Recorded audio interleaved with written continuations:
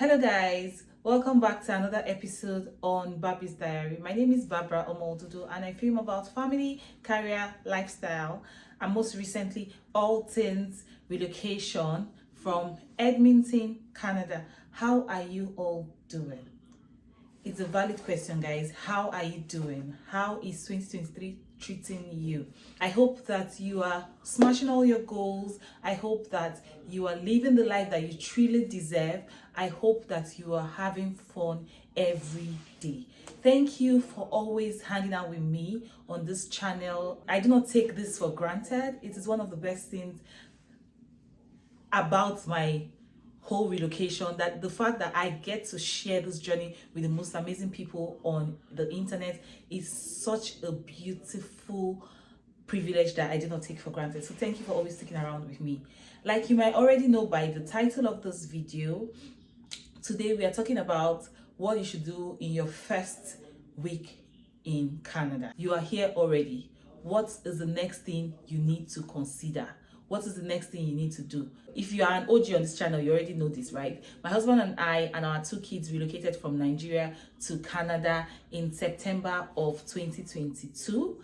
This information is important and I'm going to tell you what we did right, what we did wrong, and how you can also try to avoid these mistakes if you are a Canada hopeful, or if you are about to book that ticket to start living the life of your dreams.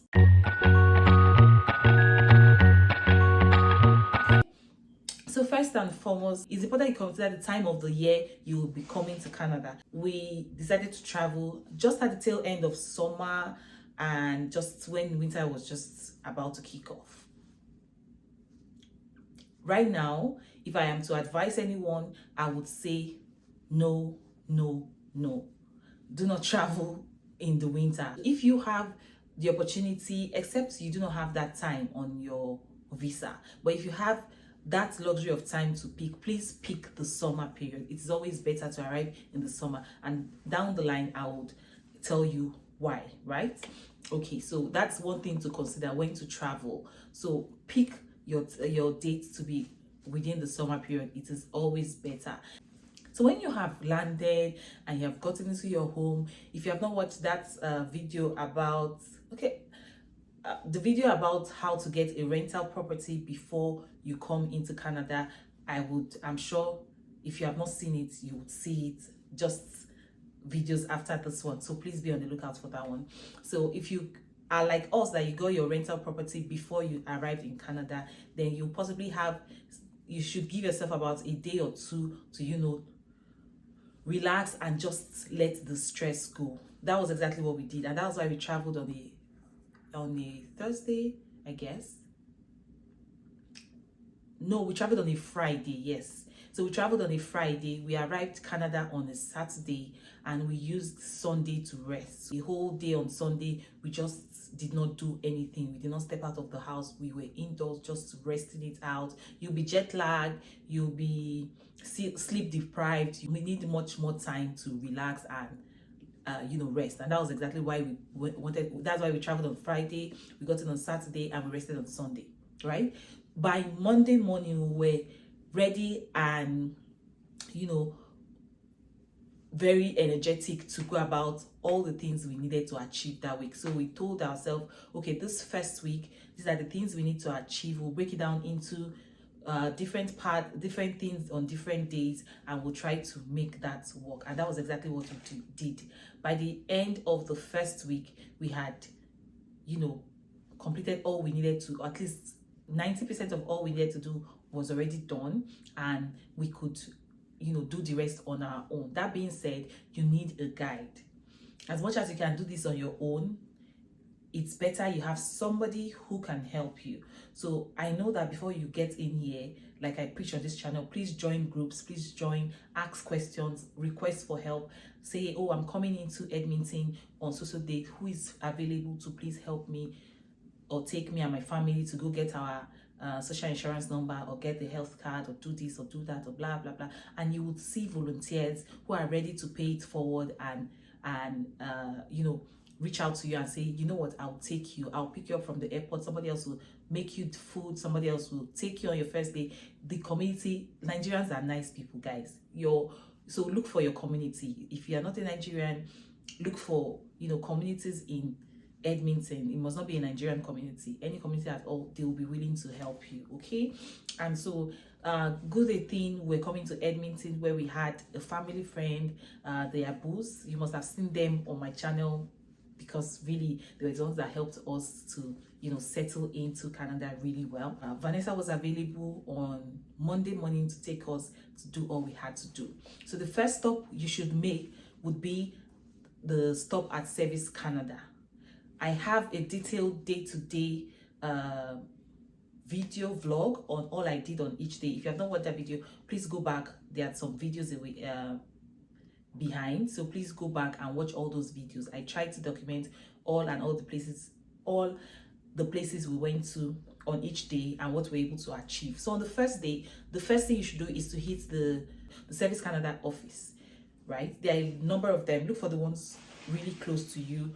Go there and, you know, get your social insurance number. It's important that you book ahead of time. So some of them have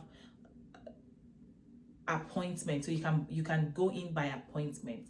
And those, I noticed that on the day we went there, because we did not have appointment, they will come out as several times to ask, do you have an appointment? Do you have an appointment? Those with appointment, they let them go they let them in even before you that came before them. I don't know if that makes sense. So if you have the opportunity, please book an appointment way ahead of time, and then on that day just show up and you'll be attended to expressly.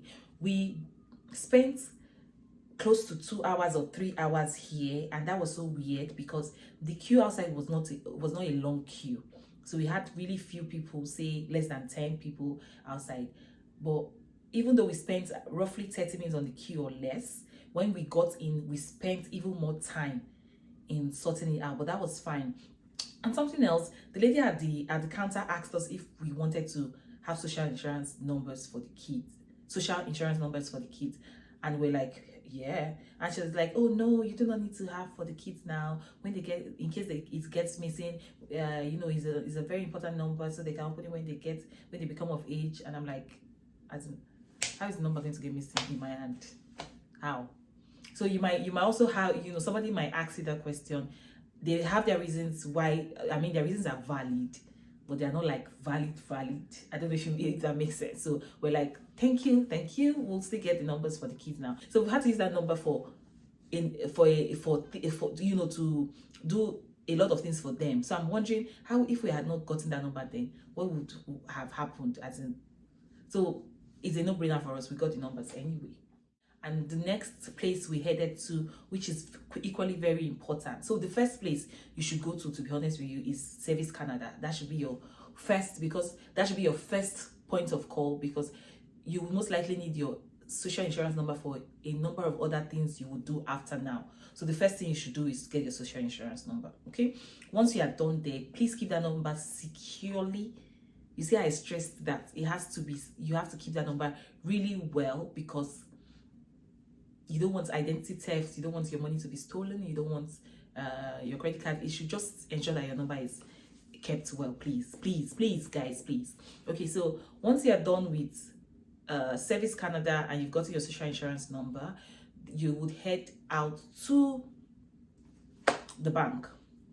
So it's important that you follow who know road, right, when it comes to all of these things, because different banks, different incentives, different benefits, different things you can, you know, enjoy as an immigrant, as a new immigrant in Canada. So you don't want to open a bank account and you're hearing that your contemporaries that opened somewhere else had this other benefit and you got nothing. So please ask, shop around. I'm not here to advertise any bank, but just, you know, shop around and be sure that you are getting the best out of the bank you eventually decide to bank with.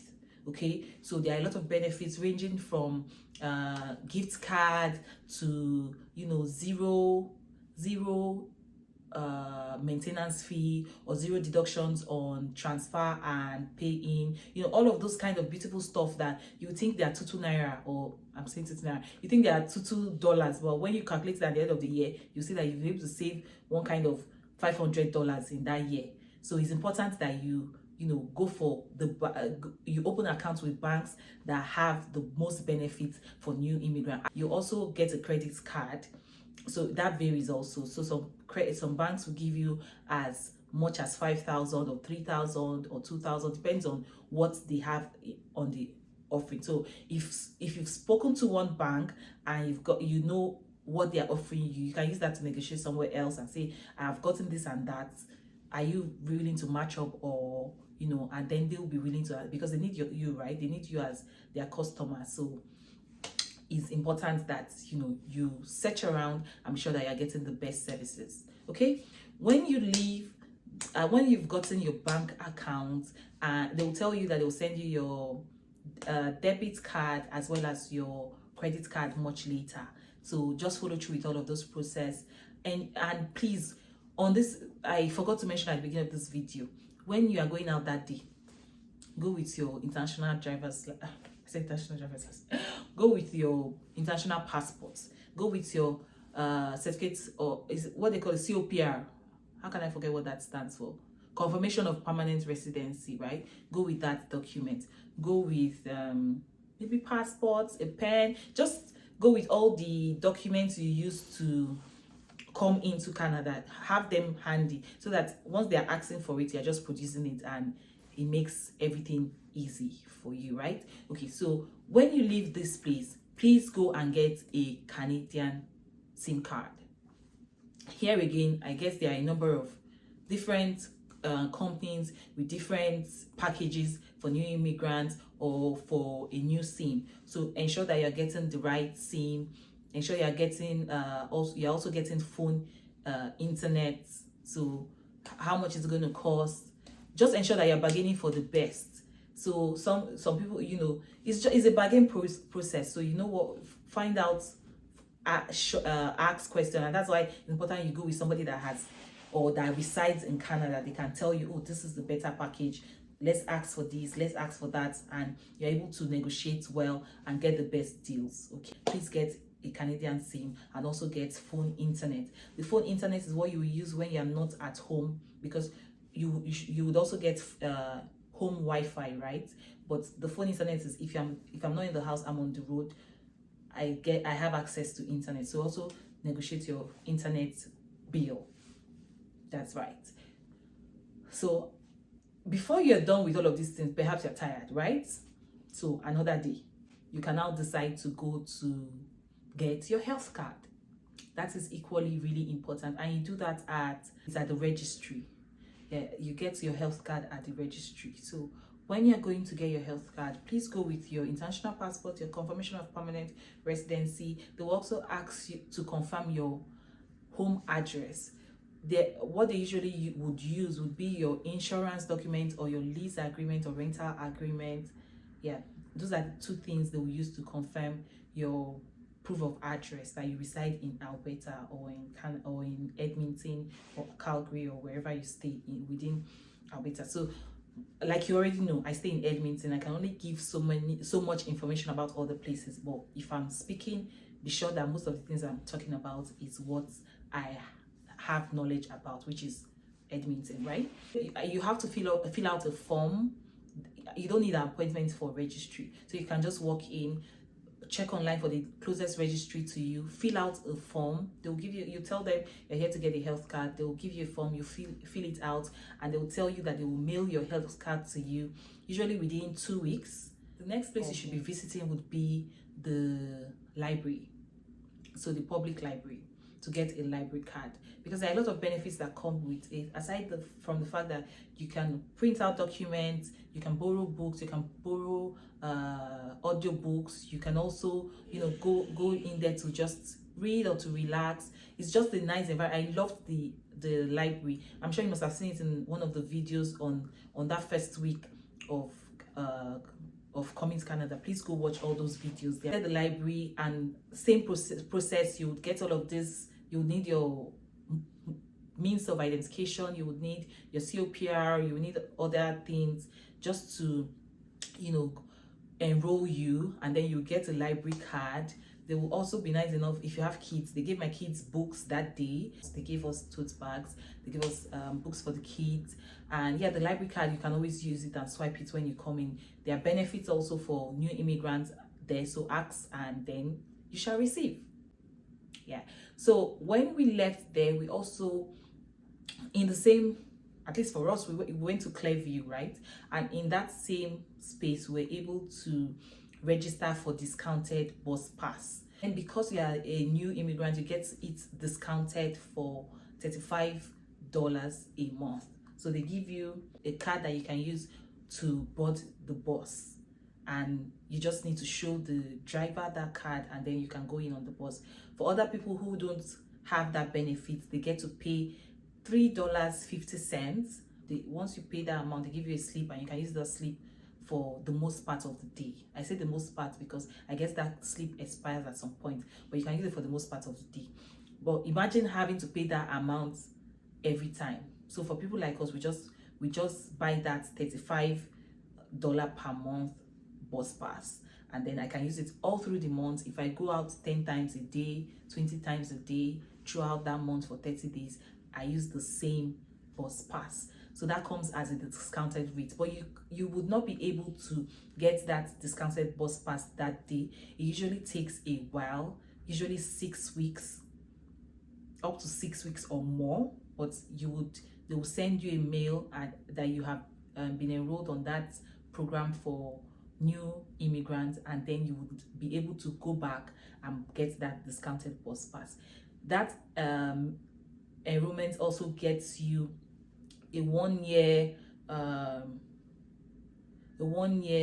free recreational services at the Clearview Recreational Center. So you can swim, your children can play football, you can use the library, there's a daycare for kids there where they get to play with toys. There are lots of things happening there. There's a swimming area, really big swimming area, but we've not been able to utilize those things because we're in winter and it's really cold. So perhaps in the summer we would always be going there, hopefully. Yeah, so there is that part, and yeah, you are able, so that day you'll be able to fill out that form at the front desk. Just tell them you want to fill out that form. You fill out that form, submit all the relevant documents you need to submit, and they will get back to you in 6 weeks. In 6 weeks with all the information you need, as well as details on how to get your discounted bus pass. Yeah, the next thing you need to do is to start applying for child care benefits. Okay, so there's childcare benefits and there's childcare subsidy. So the childcare benefit is the payment that comes to the children through most times their mom, right? Every month for childcare. So the government gets to pay you a certain amount of money that will be based on what you earn or what you were earning before you came in, and yeah, some other factors. So immediately you come in, please do not waste time. If you know you have kids and you also know you want to use the daycare, it's important that you apply for these two things too. Right? It's important that you apply for these two things immediately you land. That first week you land, start applying so that you do not waste time. They don't apply for it over the phone anymore. You have to fill a number of forms and then send it to the area that covers your province. So at the last page of the form, you would see if you're in Edmonton, you send it to Winnipeg. There are also some places in Edmonton. I think if you're in Alberta, pardon me, you send it to Winnipeg. So there are a number of provinces that send to Winnipeg. There are other provinces that send to another place. So please check the last page of the form, yeah, and then fill out the form. Make a copy for yourself so that you can remember all the things you filled out on the form. Keep a copy for yourself, and then send by post for them to start working on, right? So that you can start receiving your payments as quickly as possible. So usually take them, I think, 11 weeks. I guess it's 11 weeks that is on the form. Check the form. I think it's 11 weeks at most 11 weeks for them to wrap up sorting out the form, and then you will start receiving your payment. Once you start receiving your payment, you can apply for direct deposit from them. Yeah, and then you, instead of getting checks, your first payment will be in check, but then you can apply for direct deposit. Go to your bank, apply for direct deposit, and then you don't need to be receiving checks anymore. The money just hits your account and you're ready to use it as you want. Okay, so that's for child care benefit. For child care subsidy, that's the one that you qualify for if your child will be going to the daycare. Okay, and that's only for working. Say if you're working, or if you have a disabled child and you would not be able to work, or there are a lot of conditions for you to qualify for this one. Okay, so if you're not working, they give you a period of time in which to get employment so that you continue benefiting. Because if you're not working, if you've told yourself you're coming to Canada, you're not working, then you're not entitled to get child care subsidy, because you're not working, you'll be able to take care of your kids yourself, right? But the reason the government is subsidizing it is for people that still have to go to work, so they have where to keep their kids, and they can focus at the office. So you can apply when you do not have a job yet. You have a period of time in which you need to get a job, because if you do not get, they will stop paying you. Okay, and if they have paid before, you have to pay them back the money. So once you get your job, you need to update the application to let them know that I have started work, and yes, I need to continue receiving this benefit because I am working. Okay, I said they give you a period of time when, if you are not working, you can still apply. So you will use that period to search for work. I think it's about 4 months for you to be able to search for work, get something doing. But if after that time you do not have a job, they will stop payment. But if after that time you have a job, you need to inform them that you now have a job, and then they would give you some other forms to fill and return to them, and then you'll be entitled to a one year or 10 months period for child care subsidy before they renew it. You would now apply to renew it after 1 year has passed. Recall that the child care benefit comes to you as the mother or as the father, or shared if you guys don't stay together anymore, but it comes to you. It would normally come to the mom, right? But for the child care subsidy, it goes straight to the daycare. Now whatever is left of that money is what the parents will pay to the daycare. So daycare is not free, right? But the government subsidizes it high. The government takes a huge chunk from it. So aside from the subsidy, they also pay grants. So they take a huge chunk from it. Whatever is left of it, the parents will have to pay to the daycare. So the child care subsidy does not come to you. It goes directly to the daycare you have put in your application that your child will be attending. So what it means is that you need to get your daycare first, so that you can add the name of the daycare to your application. You need to sort out daycare, be sure that your child will be attending this daycare. They need to be sure that you have also applied for subsidy, if that's what you'll be using to pay the daycare. And then when all of this is sorted, you have to put it in your application that the subsidy should be paid to so and so daycare, because that's where your kids go to. You also, at the beginning of the month, you would also pay a fee to the daycare, which would be the whatever is left of what they would usually charge and what the government has paid. The balance you would have to pay to the daycare. I hope that makes sense. I don't know. I think I'm confusing you guys.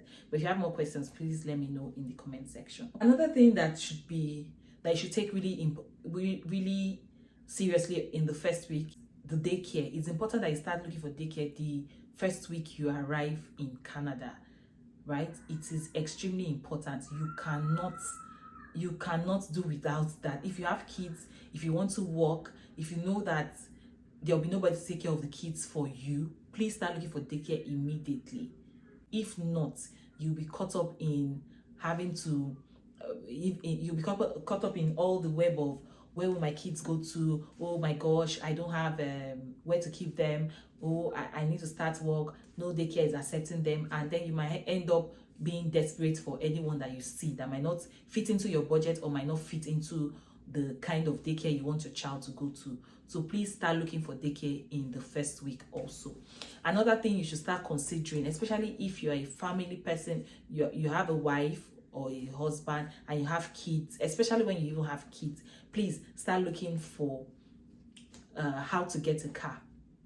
So you have the financing option, you have you can purchase off somebody, say using all of the Facebook markets, Kijiji, all of those kind of places. You can purchase a car from all those places. Please start looking for a car immediately, especially if you come in winter, guys. The cold is biting. What cold has used my eye to see in this winter, especially because we did not start looking for a car on time, and in the dead of winter, I would go to pick the kids in cold and we'll wait for the bus, and the bus will not arrive on time. In winter, it's usually the case. The bus might be 5-10 minutes late, and you will wait in extremely cold weather, -36. You will wait. In fact, those times I'll just generally take Uber, and Uber is expensive. It's not something you can do 2 times a day, 5 days a week. You will just wound yourself. So please start looking for a car immediately. Start looking for a car immediately. Tied to that, it means that you need to take your learner's tests and your class 5. So if you're looking for a car, it also means that you need to take your learner's test as quickly as possible. You need to also take your class 5 test as quickly as possible. So I'm very sure by now you know that you should have brought in your driver's license from your former country of residence, in our case Nigeria, and then you should have brought your no claims letter and all of those documents, the one from FRSC that confirms how long you have worked. I've forgotten what they call that one. One other letter, I think I'll write the name here. You should have gotten those things and come with all of them.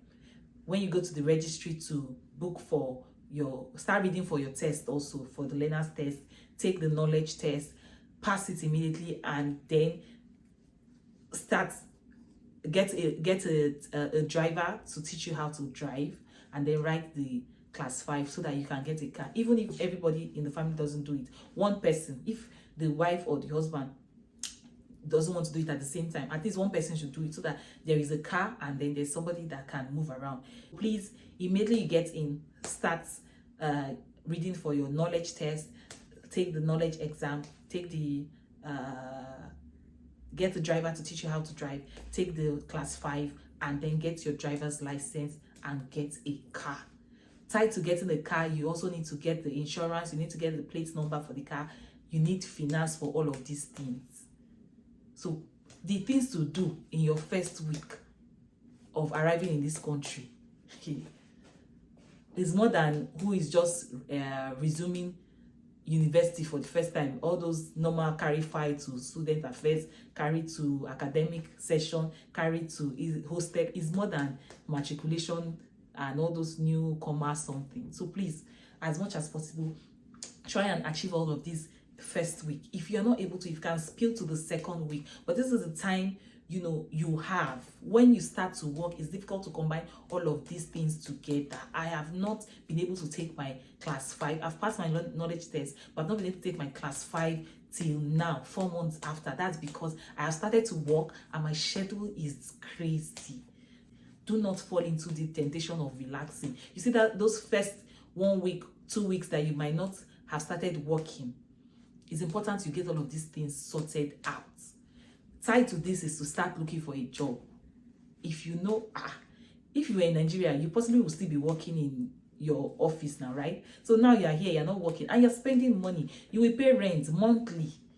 On the 1st of every month, you pay your rent. You most likely pay bills all through that month. Your phone bill will be due, electricity will be due, parking will be due, there will be internet bill, there will be groceries to purchase, there will be daycare to pay. You will keep paying bills round the clock. I am not here to make you scared. I'm just here to give you the reality that it is not as easy as it seems. And even though people talk about this thing, they don't talk about it this detailed. It is a big deal. The first week is important. It can literally make or mar you. And that is why, whilst it's good to just go to where everybody's going. It's important you look for where you have a community, where you have a friend, a sister, a brother, a family friend, somebody that can help you to settle in your first week. Because trust me, there will be a lot of places you need to go to, and if you're going to use the bus, it's going to with children, it's going to be a lot. You might be slow, it might slow you down. So you need somebody that has a car and that is willing to help you about, even if you get to pay. So there are some maybe communities that maybe the Nigerian community, if you go there and you say, I need somebody that will help me, and the person saying, okay, I can be available for you, but you pay me for gas and pay me for my time. It is good you pay for those services. They will take you to where you need to go to, and they will help you to settle in. If you are going to be jumping bus, it is not going to be as easy, and you will not be able to achieve so much with it. At the end of the day, you'll be worn out. Even with the car, it was still a lot. At the end of the day, we were tired. And every day Vanessa would come here and we'll do that trip and we'll go and come back. It was a lot for her. So I'm using this opportunity to say thank you, Vanessa. Thank you. Thank you. Even to everybody felt it in your house, because you were literally out of the house for the most part of the day. Even the kids felt it. So thank you very much for giving us that time of your life to help us to settle. We do not take it for granted. God bless you and God bless your family. And yes, so we've come to the end of another exciting video. I really hope that you learned a thing or two. I am believing that I did not leave out anything you should be considering. I've spoken about jobs. It's important you start looking for a job immediately. Don't wait. Start applying. Start bombarding them with your application. Most especially if you were not one of those people that got a job whilst you were still in your previous country of residence. So please start applying for jobs immediately. If your profession is regulated, start making those calls, start researching, start finding out what you need to do, just so that you hit the ground running, because this town does not sleep. This town does not wait for anybody. Nobody is waiting for you have to make the money, because you have to pay the bills, and the bills do not stop, like I said. So you have to start making the money from the first day. If not, you might just be frustrated. You might ask yourself, why did I come here? Okay, so thank you so much for watching. I do hope you enjoyed this video, and I sincerely hope that you learned a thing or two. If you have more questions for me, please put them in this comment section. Bye guys.